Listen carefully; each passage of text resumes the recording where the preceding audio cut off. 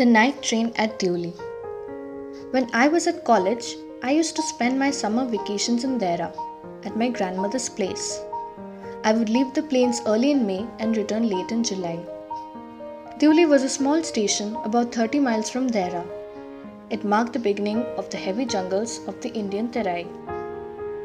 The train would reach Deoli at about 5 in the morning, when the station would be dimly lit with electric bulbs and oil lamps, and the jungle across the railway tracks would just be visible in the faint light of dawn. Deoli had only one lone platform, an office for the station master, and a waiting room. The platform boasted a tea stall, a fruit vendor, and a few stray dogs. Not much else, because the train stopped there for only 10 minutes before rushing on into the forests. Why it stopped at Deoli, I don't know. Nothing ever happened there. Nobody got off the train and nobody got in. There were never any coolies on the platform. But the train would halt there a full 10 minutes, and then a bell would sound, the guard would blow his whistle, and presently Deoli would be left behind and forgotten. I used to wonder what happened in Deoli, behind the station walls. I always felt sorry for that lonely little platform, and for the place that nobody wanted to visit. I decided that one day I would get off the train at Deoli and spend the day there, just to please the town. I was 18, visiting my grandmother, and the night train stopped at Deoli. A girl came down the platform selling baskets. It was a cold morning, and the girl had a shawl thrown across her shoulders. Her feet were bare and her clothes were old, but she was a young girl, walking gracefully and with dignity. When she came to my window, she stopped. She saw that I was looking at her intently, but at first she pretended not to notice. She had a pale skin, set off by shiny black hair, and dark, troubled eyes. And then those eyes, searching and eloquent, met mine. She stood by my window for some time, and neither of us said anything. But when she moved on, I found myself leaving my seat and going to the carriage door, and stood waiting on the platform, looking the other way. I walked across to the tea stall. A kettle was boiling over on a small fire, but the owner of the stall was busy serving tea somewhere on the train. The girl followed me behind the stall. "Do you want to buy a basket?" she asked. "These are very strong, made of the finest cane." "No," I said. "I don't want a basket." We stood looking at each other for what seemed a very long time, and she said, "Are you sure you don't want a basket?" "All right, give me one," I said, and I took the one on top and gave her a rupee, hardly daring to touch her fingers. As she was about to speak, the guard blew his whistle. She said something, but it was lost in the clanging of the bell and the hissing of the engine. I had to run back to my compartment. The carriage shuddered and jolted forward. I watched her as the platform slipped away. She was alone on the platform and she did not move, but she was looking at me and smiling. I watched her until the signal box came in the way, and then the jungle hid the station, but I could still see her standing there alone. I sat up awake for the rest of the journey. I could not rid my mind of the picture of the girl's face and her dark, smoldering eyes. But when I reached Dehra, the incident became blurred and distant, for there were other things to occupy my mind. It was only when I was making the return journey, 2 months later, that I remembered the girl. I was looking out for her as the train drew into the station, and I felt an unexpected thrill when I saw her walking up the platform. I sprang off the footboard and waved to her. When she saw me, she smiled. She was pleased that I remembered her. I was pleased that she remembered me. We were both pleased, and it was almost like a meeting of old friends. She did not go down the length of the train selling baskets, but came straight to the tea stall. Her dark eyes were suddenly filled with light.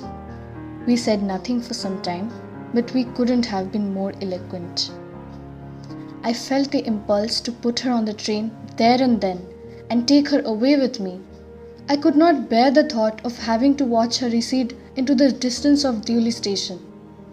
I took the baskets from her hand and put them down on the ground. She put out her hand for one of them, but I caught her hand and held it. "I have to go to Delhi," I said. She nodded. "I do not have to go anywhere." The guard blew his whistle for the train to leave, and how I hated the guard for doing that. "I will come again," I said. "Will you be here?" She nodded again, and as she nodded, the bell clanged and the train slid forward. I had to wrench my hand away from the girl and run for the moving train. This time I did not forget her. She was with me for the remainder of the journey and for long after. All that year she was a bright, living thing. And when the college term finished, I packed in haste and left for Dehra earlier than usual. My grandmother would be pleased at my eagerness to see her. I was nervous and anxious as the train drew into Delhi, because I was wondering what I should say to the girl and what I should do.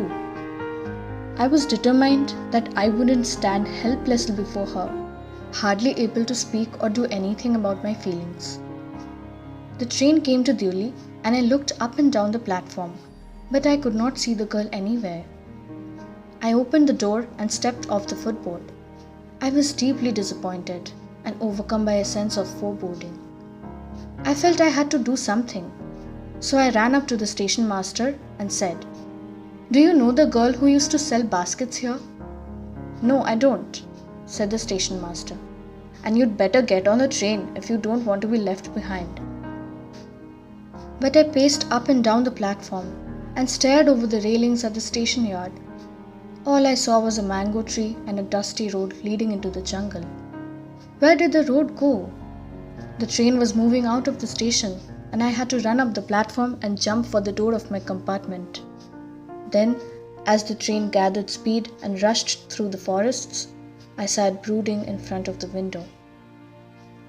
What could I do about finding a girl I had seen only twice, who had spoken hardly to me, and about whom I knew nothing, absolutely nothing, but for whom I felt a tenderness and responsibility that I had never felt before?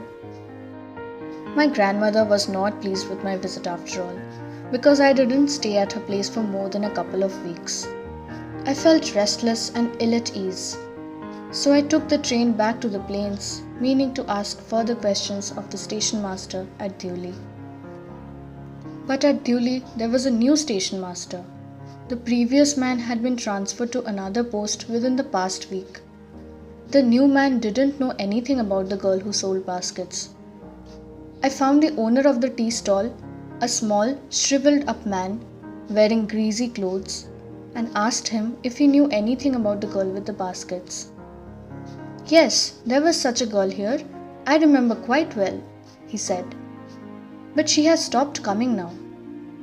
"Why?" I asked. "What happened to her?" "How should I know?" said the man. "She was nothing to me."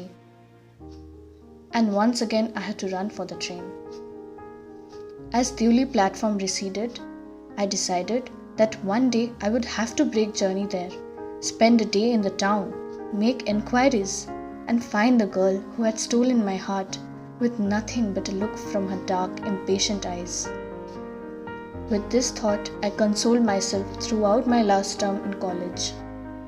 I went to Dehra again in the summer, and when, in the early hours of the morning, the night train drew into Dewey Station, I looked up and down the platform for signs of the girl, knowing I wouldn't find her, but hoping just the same.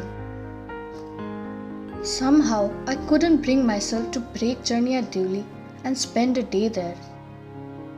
If it was all fiction or a film, I reflected, I would have got down and cleaned up the mystery and reached a suitable ending for the whole thing. I think I was afraid to do this. I was afraid of discovering what really happened to the girl. Perhaps she was no longer in Dewey. Perhaps she was married. Perhaps she had fallen ill. In the last few years, I have passed through Dewey many times, and I always look out of the carriage window, half expecting to see the same unchanged face smiling up at me. I wonder what happens in Deoli behind the station walls. But I will never break my journey there. It may spoil my game. I prefer to keep hoping and dreaming and looking out of the window up and down that lonely platform, waiting for the girl with the baskets. I never break my journey at Deoli, but I pass through as often as I can.